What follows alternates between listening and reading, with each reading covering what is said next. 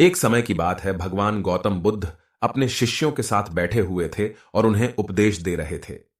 तब उन्होंने अपने शिष्यों से कहा, क्रोध इंसान का सबसे बड़ा दुश्मन है। क्रोध करने वाला व्यक्ति खुद को हानि पहुंचाता ही है, लेकिन दूसरों को भी हानि पहुंचाता है। वह प्रतिशोध की आग में जलता है और अपने जीवन को बर्बाद करता है। उनके उपदेश खत्म हो जाने के बाद उनके शिष्यों में से एक शिष्य खड़ा होता है और उसे बोलता है, तू एक ढोंगी है। तेरी बातें मनुष्यों के रहन सहन से विपरीत है। तू जो भी कहता है उसे अपने जीवन में अनुसरण नहीं करता और दूसरों को यह सब करने कहता है। जब उसका वह शिष्य गौतम बुद्ध को उल्टी सीधी बातें कह रहा था, तब गौतम बुद्ध ने कोई प्रतिक्रिया नहीं दी और वे शांत बैठे थे। लेकिन ऐसे में वह व्यक्ति और भी ज्यादा गुस्सा हो गया और गुस्से में आकर उसने गौतम बुद्ध के मुंह पर थूक दिया। इसके बाद भी महात्मा गौतम बुद्ध को गुस्सा नहीं आया और वे शांत थे।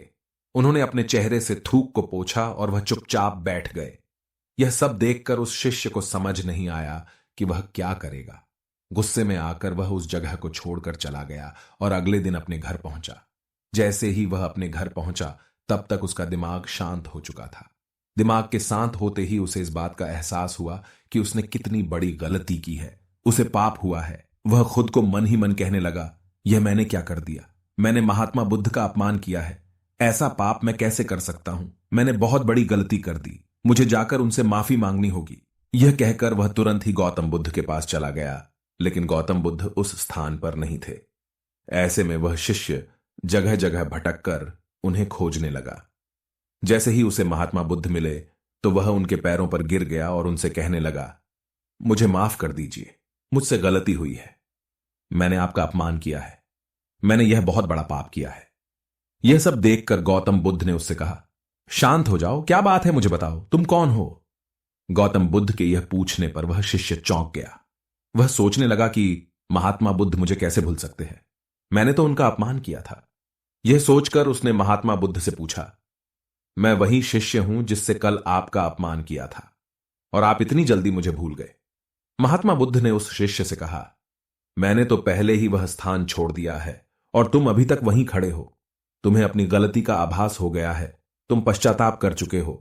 अब तुम आज के दिन में जीने का निर्णय लो।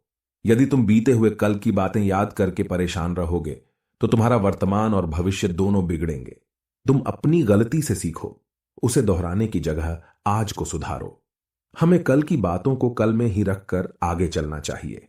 वह अच्छा हो या बुरा, उसके बारे में बार बार विचार नहीं करना चाहिए। मैं बीती हुई बातों को पीछे छोड़कर आगे चलता हूं और ऐसा ही हम सबको भी करना चाहिए। महात्मा बुद्ध की यह बातें सुनकर वह शिष्य और भी ज्यादा प्रभावित हुआ और उनसे बोला, मैं आज से आपकी हर बातों को माना करूंगा। उस व्यक्ति का बोझ उतर गया। वह बुद्ध के चरणों में गिर पड़ा और उसने अपना क्रोध छोड़ दिया और क्षमा का संकल्प लिया। बुद्ध ने उसके सिर पर आशीर्वाद दिया। उस दिन से उस व्यक्ति में बदलाव आया और उसके जीवन में सत्य, प्रेम और करुणा की धारा बहने लगी।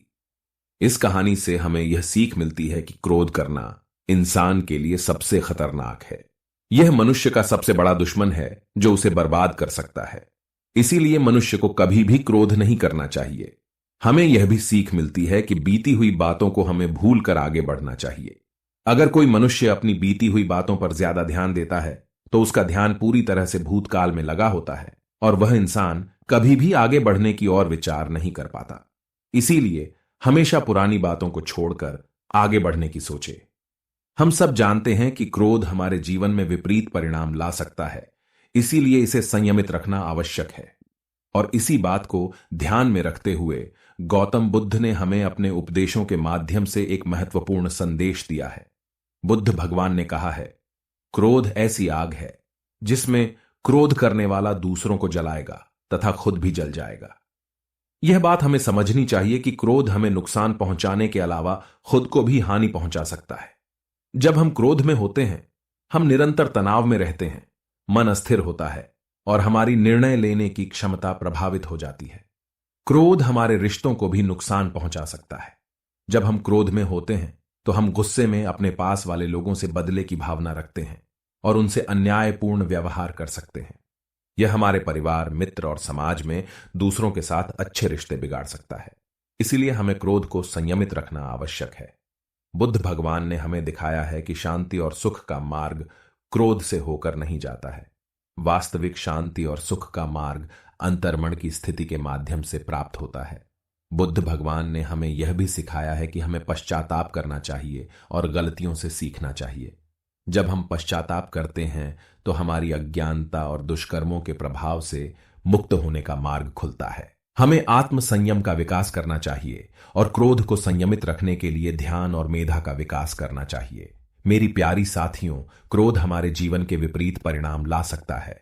हमें अपने आप को संयमित रखने की सामर्थ्य प्राप्त करनी चाहिए। हमें पश्चाताप करना और उससे सीखना चाहिए।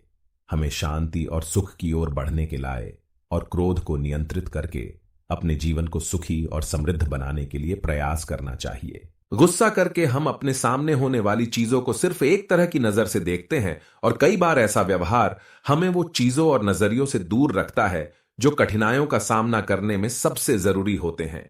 यदि आपको यह कहानी पसंद आई हो और आप हमारे चैनल पर और बेहतरीन कहानी देखना चाहते हैं तो चैनल को सब्सक्राइब जरूर करें।